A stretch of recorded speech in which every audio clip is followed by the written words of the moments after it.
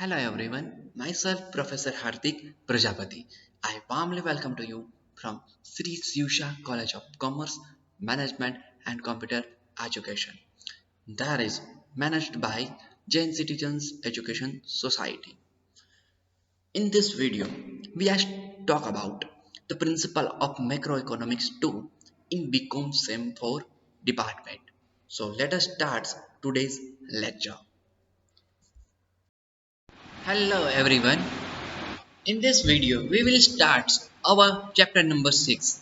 Our chapter number 4 and 5 are pending because there is the easiest topic in this semester.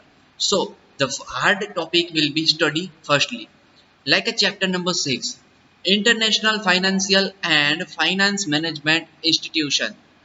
In this chapter, we will study about how to international finance will be conducted, how to India will be borrow the money from World Bank, and different types of financial management institution like a World Bank, WTO, and ADB.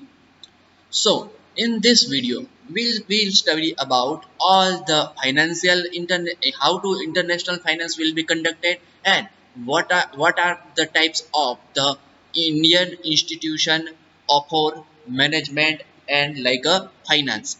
Okay, so in this video we will study about there are the in four topics in this video we will conduct it. First is the main title of the chapter like international finance and finance management institution. Second is the World Bank. Third is the World Trade Organization like the WTO, and third is the ADB, means Asian Development Bank. આપણે આ વિડીયોની અંદર તો કે આ ત્રણ fundamental मतलब આ ચેપ્ટર છે આપણું તેની અંદર ત્રણ ફંડામેન્ટલ શીખવાના છે. એક છે how to work world bank, how to borrowing money from World Bank, what is the structure or construction of the World Bank, and what is the function of World Bank. Okay, so let us start our chapter number 6, International Finance and Finance Management Institution. Okay, let us talk about our new topic is that World Trade Organization, which is called the WTO. In the previous video, we will study about the World Bank, and now let us talk about the World Trade Organization. What is the organization and what is the origin of World Trade Organization? What is the objective of WTO? How the structure of WTO? And there are the so many questions, so many answers given from this topic. So let us start at the global level. Economists advocate free trade to achieve economic development because by the multinational free trade policy,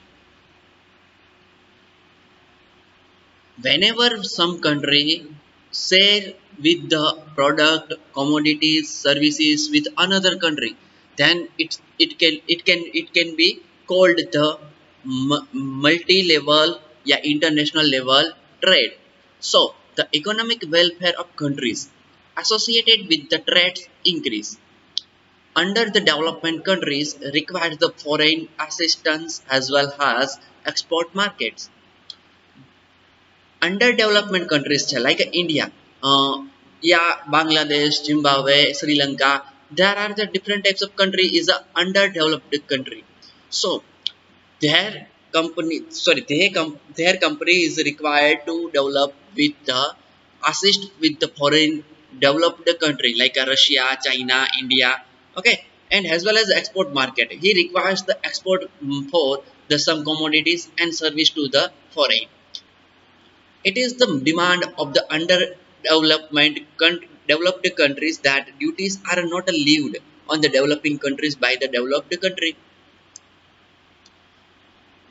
અહીંયા છે એ વાત કરીએ કે જે developed country છે ને એ under develop કન્ટ્રીને શું કરે છે તો કે આગળ લઈ જવા માટે ડેવલપ્ડ કરવા માટે એની ડ્યુટી હોતી નથી. બટ જનરલી શું હોય છે તો એક્સપોર્ટ કરીને પણ છે એ આ ડેવલપ્ડ કન્ટ્રી છે એ શું કરે છે અંડર ડેવલપને આગળ લાવતા હોય છે. There is the historical role of reducing duties through the international cooperation. એટલે કે આપણને ખ્યાલ છે હિસ્ટ્રીની અંદર આપણે વાત કરીએ તો સંગમ યુગ છે જે ઇન્ડિયન હિસ્ટ્રીની અંદર સમજાય તો સાઉથના જે રાજા મહારાજાઓ થઈ ગયા એમ્પરર સંગમ યુગની અંદર, તો એ બધા છે એ શું કરતા હતા, એ સમયે રોમની સાથે છે એમને શું હતું, ઇન્ટરનેશનલ ટ્રેડ ચાલતો હતો. તો એનો મતલબ છે એ કે આવી રીતના છે ડેવલપમેન્ટ થતું હતું. International relationships had become disturbed during the two world wars and particularly during the recession in the world. હવે ઇન્ટરનેશનલ ટ્રેડ છે એ મતલબ એક દેશ છે એ બીજા દેશની સાથે એની કોમોડિટીઝ છે, તેના ડિફરન્ટ ટાઈપના જે સર્વિસીસ છે એની એક્સચેન્જ થતો હતો.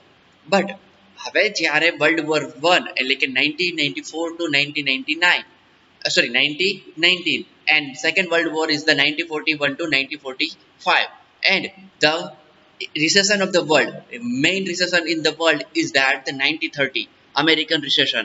Okay, તો આવા ટાઈપના જે ઓકેશન હતા ત્યારે કોઈ છે એ વર્લ્ડ ટ્રેડ ઓર્ગેનાઇઝેશન મતલબ ત્યારે કોઈ વર્લ્ડ ટ્રેડ થતો નહોતો, મતલબ ઇન્ટરનેશનલ બિઝનેસ છે ત્યાં છે સ્ટોપ થઈ ગયો હતો.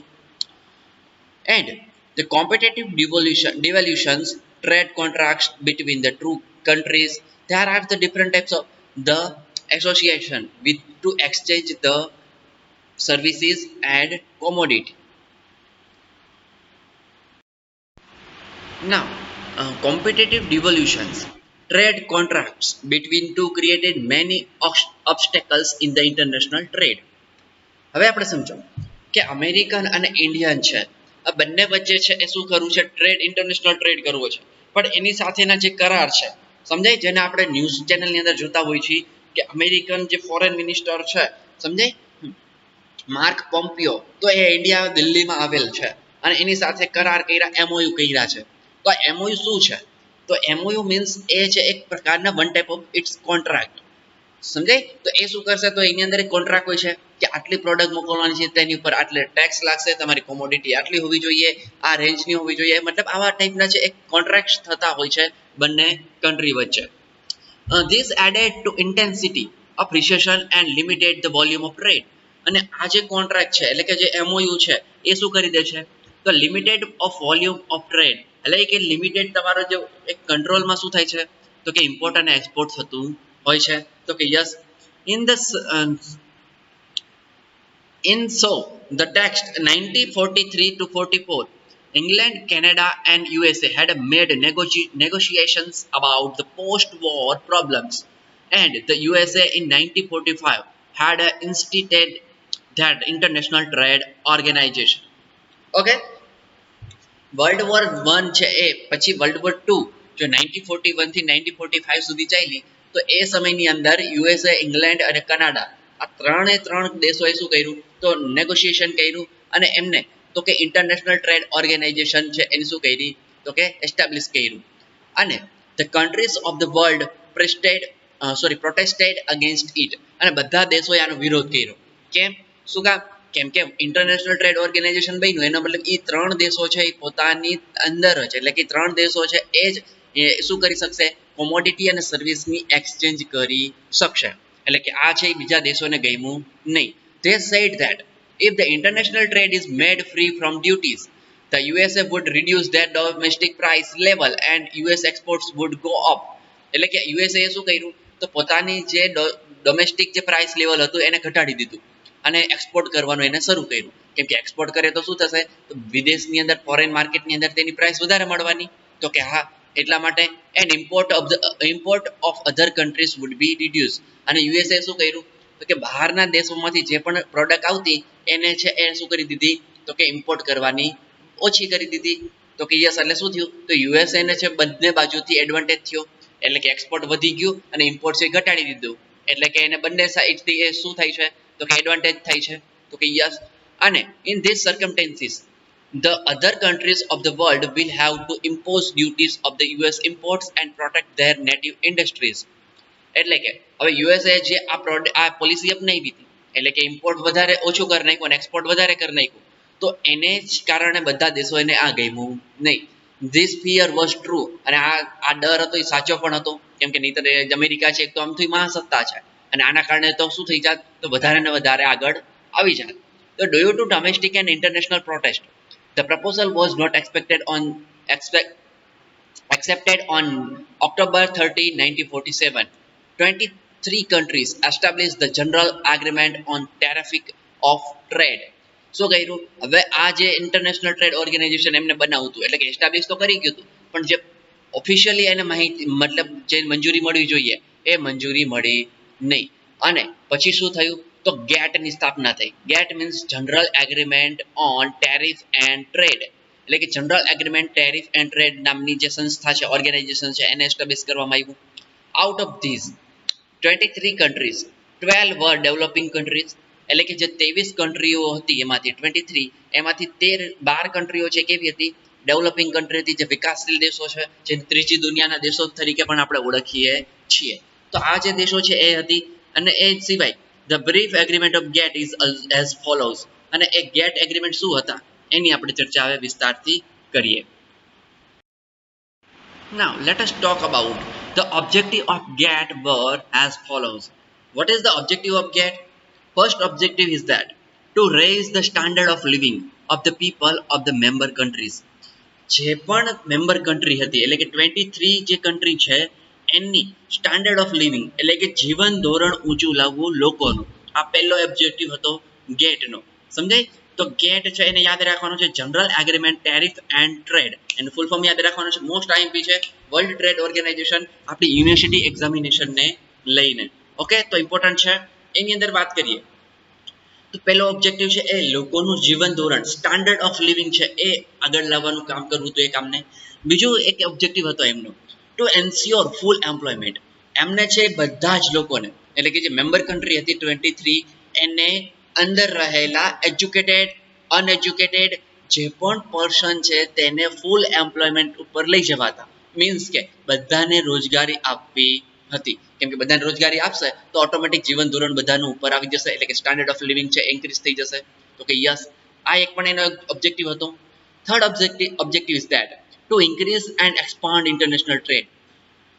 ઇન્ટરનેશનલ ટ્રેડને ઇન્ક્રીઝ કરવો હતો અને એક્સપાન્સ કરવો હતો. મતલબ શું કે કોઈ એક દેશની અંદર એટલે કે 23 દેશો છે એની અંદર એની કન્ટ્રીની અંદર તો એક્સચેન્જ થશે જ, ઇન્ટરનેશનલ ટ્રેડ થશે જ, પણ એવી કન્ટ્રીની અંદર જ્યાં છે એ કે ને કે અલગ ખંડની અંદર અલગ કોન્ટિનેન્ટની અંદર જ આવેલા છે દેશો, ત્યાં કોઈ સારી પ્રોડક્ટ છે તો તેને ઇમ્પોર્ટ અને એક્સપોર્ટ કરી શકો એ માટે એક્સપાન્ડ પણ કરવું હતું ઇન્ટરનેશનલ ટ્રેડને. આપણે એની માટે એક ઓબ્જેક્ટિવ હતો. Fourth objective is that to reduce the duties and other hurdles in international trade.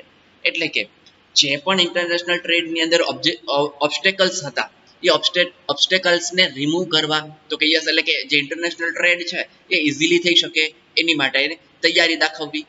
પછી to remove the discriminations prevailing in trade relations, એટલે કે જે discrimination prevailing in trade relations, એટલે કે જ્યારે વેપારી સંબંધો હોય એકબીજા દેશોની અંદર ત્યારે એની અંદર જ્યારે જે પણ જે ભૂતકાળને જે તકરારો છે કે જેના એગ્રીમેન્ટની અંદર થયેલા પ્રોબ્લેમો છે એને રિમૂવ કરવા. એટલે કે ઇઝીલી એક કન્ટ્રી બીજી કન્ટ્રી સાથે શું કરી શકે તો કે આ ઇન્ટરનેશનલ ટ્રેડ કરી શકે. આ પણ એક ઓબ્જેક્ટિવ હતો એમનો.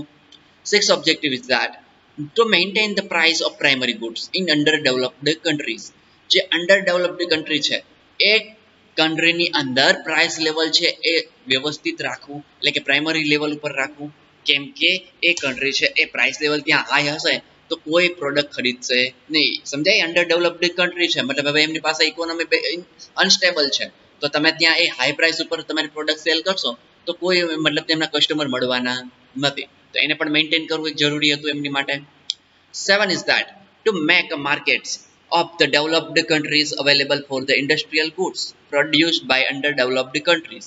એટલે કે જેવા નાના દેશો છે સમજાય જેનો વિકાસ નથી થયો, સમજાય, તો આવા જે દેશો છે એ દેશોની અંદર બનતી પ્રોડક્ટોને ઇન્ટરનેશનલ માર્કેટ પ્રોવાઈડ કરવું. એટલે કે એમને મેક્સિમમ છે એ પ્રાઇસ લેવલ મળી રહે અને સારું એવું પ્રોડક્ટનું સેલ કરી શકે એટલા માટે ઇન્ટરનેશનલ માર્કેટ પ્રોવાઈડ કરવું. આ પણ એક એમનો ગોલ હતો. And to be useful in reducing the burden of economic development in underdeveloped countries. એટલે કે જે ઇકોનોમી ડેવલપમેન્ટ માટેનું જે બર્ડન હતું મતલબ જે પણ ઇશ્યુઝ હોય છે જે પણ સર્કમટેન્સીસ છે પ્રોબ્લેમ છે તેને રિમૂવ કરવા એ પણ આમનું કામ હતું. And ninth is that to expand the production and international trade. International trade અને પ્રોડક્શન છે તેને વધારવું મતલબ છે લોકો સુધી લઈ જવું. નાની પ્રોડક્ટ છે કોઈ સમજાય કન્ટ્રીની અંદર, તો એ પ્રોડક્ટને ઇન્ટરનેશનલ માર્કેટની અંદર સેલ કરવી આ પણ એટલું જરૂરી હતું. તો કે yes. And 10th objective is that to develop full use of the resources of the world. દુનિયાની અંદર આવેલા જે રિસોર્સિસ છે તેનો સારી રીતના ઉપયોગ કરવો. સમજાય? એટલે કે જે સાઉદી અરેબિયા છે, તર્કી છે, તો આવા દેશોની અંદર આપણને ખબર છે શું છે, તો કે ઓઇલ રિફાઇનરી પેટ્રોલિયમ વધારે છે, તો એનો જે યુઝ કરીને તમારે ઇન્ટરનેશનલ ટ્રેડ કરો એટલે આપણને ખબર છે કેટલું, મતલબ એ આગળ શું કામ છે, એ ડેવલપ્ડ શું કામ છે, તો એને મેઇન રીઝન છે એના resources.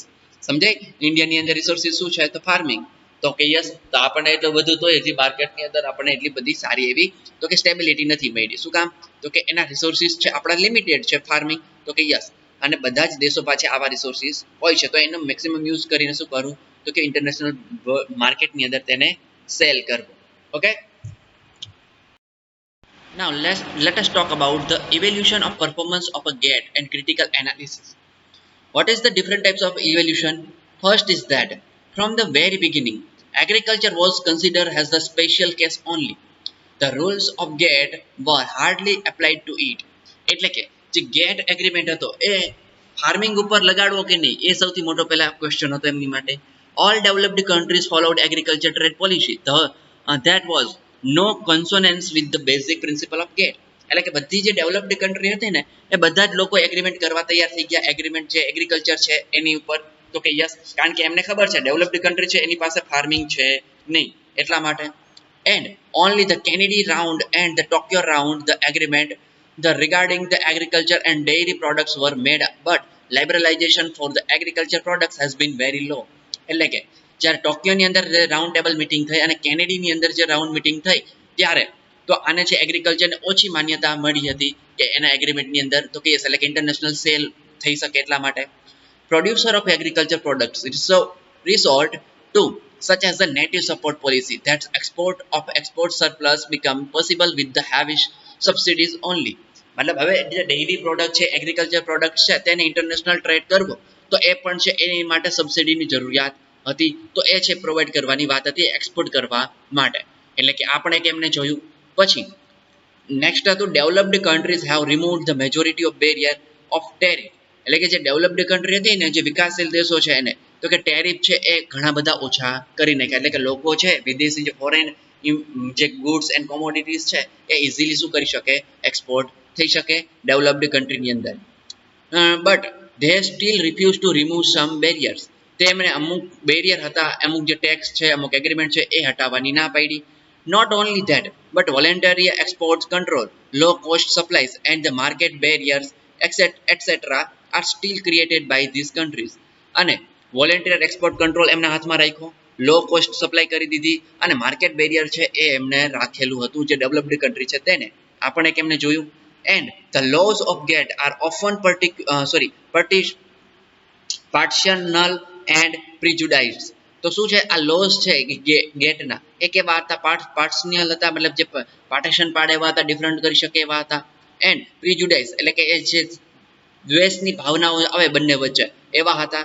There are the controlled agreement that violated the basic principle of GATE. અને એના કારણે છે એક હિંસક શું થતા હતા, આના રૂલ્સ લાગતા હતા.